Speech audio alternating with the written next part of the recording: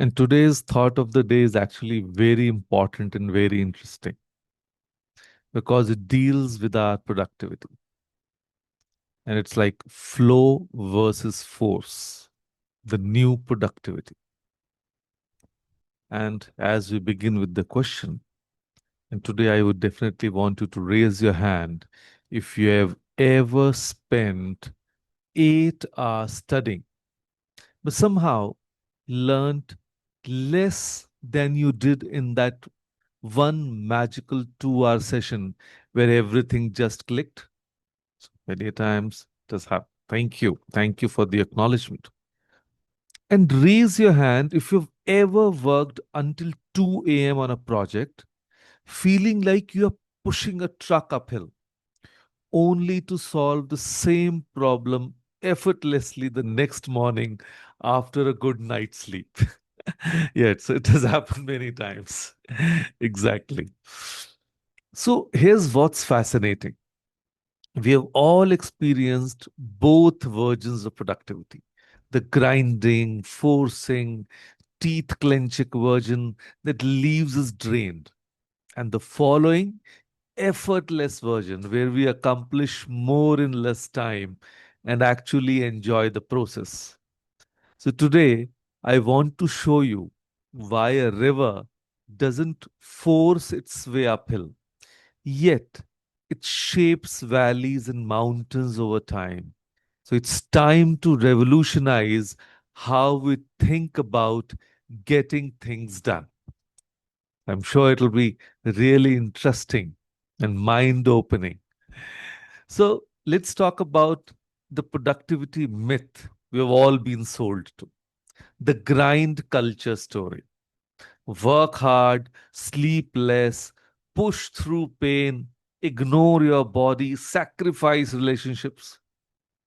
And I feel if we look at people in the corporate, that's the way of life for them. And somehow this will lead to success and happiness. That is what is sold to them.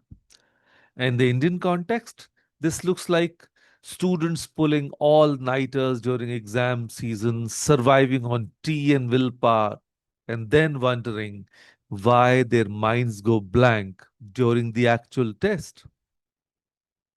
Professionals staying late at office, not because the work demands it, but because leaving on time feels like being lazy, and parents multitasking so aggressively, helping kids with homework while cooking dinner, while answering work calls, that they are doing everything at 60% quality. I know a CS student who spent 14 hours a day studying for finals. By the third week, she was so exhausted that she was reading the same page 5 times and retaining nothing. And meanwhile, her friend studied 6 focused hours a day, took breaks to walk, and consistently outperformed her. The force approach feels productive because you are busy, but it's like trying to fill a bucket with a hole in the bottom. No matter how much water you pour, you still be empty.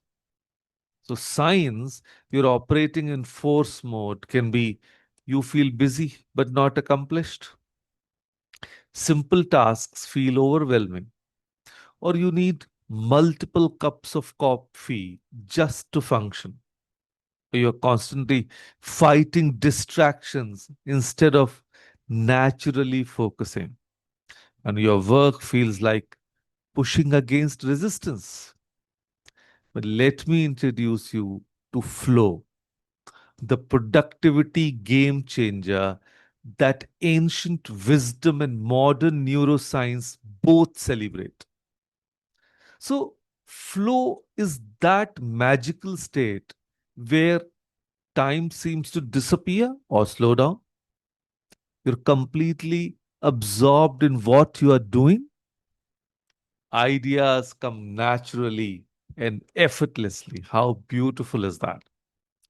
You feel energized rather than drained. Or distractions simply don't exist. So let me share a story That perfectly captures this.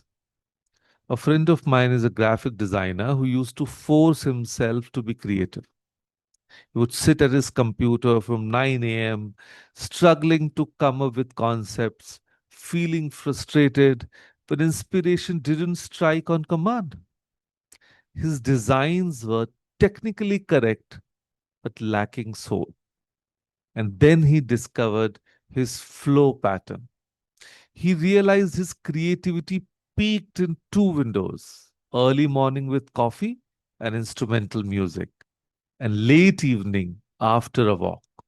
So instead of forcing 8 straight hours of design work, he structured his day around these flow states. The result?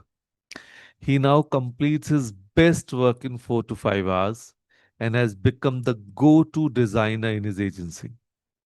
His clients specifically request him because his designs have that elusive quality.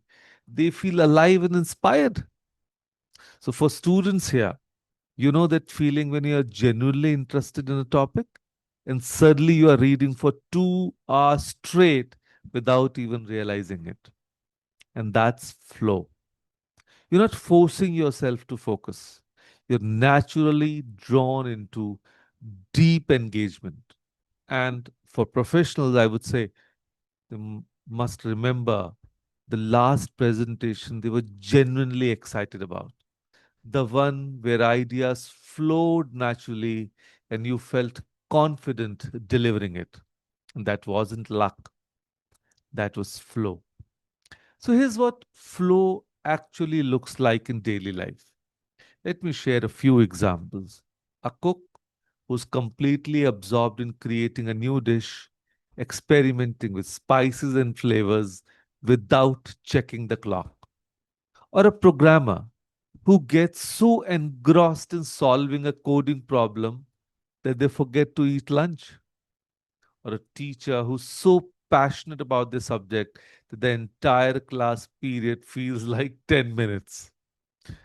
And a student who becomes so fascinated by a historical event that they end up reading 3 extra books about it.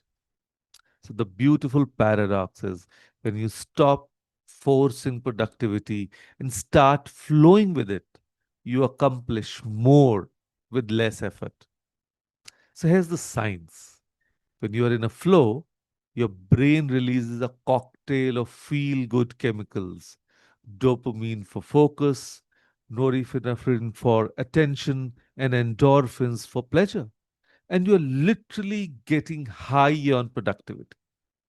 So when you force, your brain releases cortisol, the stress hormone that impairs memory, creativity, and decision making. And you're trying to be productive while your own brain is working against you. So think of it this way: force is like driving with the handbrake on. You can still move forward, but you are wasting fuel, creating unnecessary friction, and wearing down your engine. But flow, it's releasing that handbrake and discovering how smoothly you can actually glide. So, flow is sustainable because it energizes rather than drains you. Quality of work is higher, so you need fewer revisions. You naturally enter a state of deep focus without fighting distractions.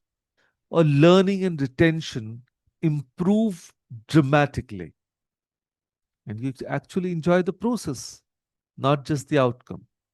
On the other hand, if we talk about force, it's exhausting because you're constantly fighting your own resistance. And then poor quality work leads to more hours fixing the mistakes. And that's why the burnout becomes inevitable. So, for your revolutionary shift, instead of asking, how can I force myself to be more productive?